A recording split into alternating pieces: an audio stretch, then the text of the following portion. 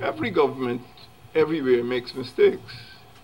And no one has denied that mistakes might have been made. But what I said to the group, and what I repeat here, is that if anyone feels or any group feels that errors have been made, we can have those errors investigated and we will deal with the consequences when they're brought to light. APNU leader David Granger. Mr. Granger was answering the question as to the readiness of the APNU PNCR when a team paid a visit to its stronghold in Queens, New York during Ghana's independence celebration last month. If, for example, you feel that there has been, killing of persons, if you feel that there have been, elections which have been tampered with, I told the people in Queens, let us investigate all the elections right up to 2011.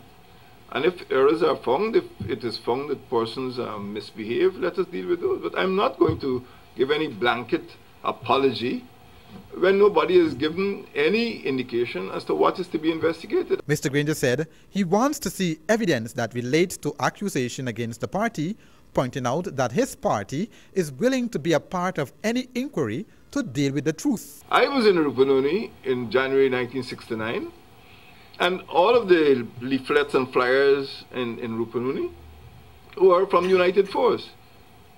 I know that the leader of the United Force was in there just before Christmas in 1968. I know that a member of the United Force, a person who was on the list, Ms. Valerie Hart, was expelled from the United Force because of her involvement in that rebellion. Nobody calls the United Force to apologize. Mr. Melville, who was one of the leaders of was one of the first MPs for United Force, they led a rebellion, an armed rebellion against the state of Guyana. People were killed. They were expelled from the United Force. The United Force has never apologized. So everybody, can look into the history and we can have a whole pile of apologies. There's no innocent, in the United Force or the PPP.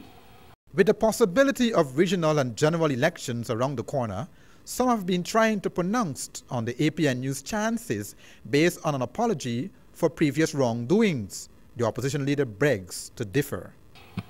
I said what I've said. I said if things have been wrong, I'm prepared to have an investigation.